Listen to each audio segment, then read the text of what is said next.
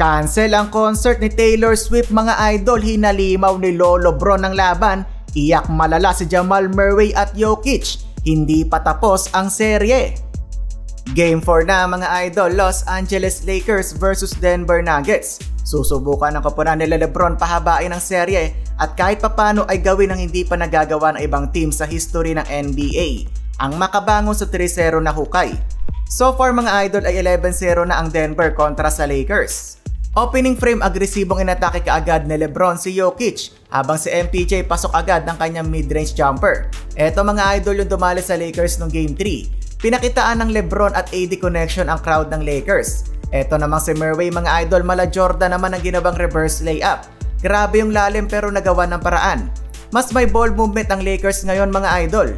Halfway mark, iba din talaga ang vision ng mamang to. Jokic pumakita ng behind the back pass to Michael Porter Jr.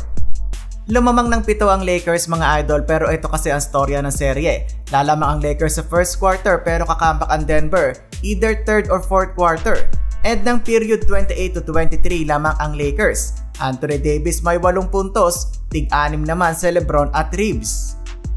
Second quarter, LeBron James post-up move kontra kay Murray. D'Angelo Russell mga idol, ang bokya ng Game 3 ay pumukol ng Rainbow 3, nothing but the net para kay D'Lo. Medyo kontrolado ng home team ang laban mga idol. Taurean Prince walang takot umatake habang si Austin Reeves naka 5 straight points. Nabuhayan ang crowd sa ginawa ni AR. Pumalo ng 13 points ang kalamangan ng Lake Show mga idol mula sa vintage move ni LeBron.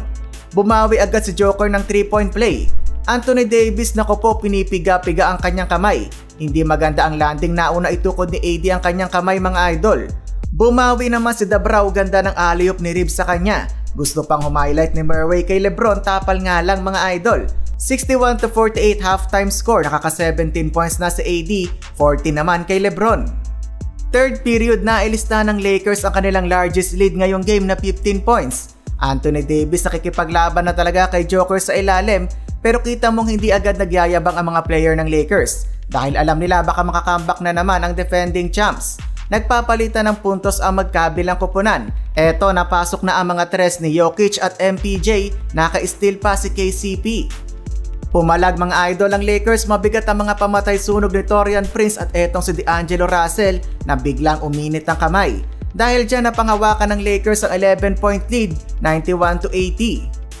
Fourth quarter, takeover na si LeBron mga idol, ang bumanggagiba. Grabe nga lang ang galit niya sa official at maging sa kanilang coaching staff. Hindi man lang daw kasi challenge na coaching staff ng Lakers kung sino talaga ang last touch. Kitang-kita sa replay na hindi talaga nahawakan ni LeBron ang bola. Midway ng fourth na ilista ng Lakers ang biggest lead ngayong game, showtime na ang Lakers.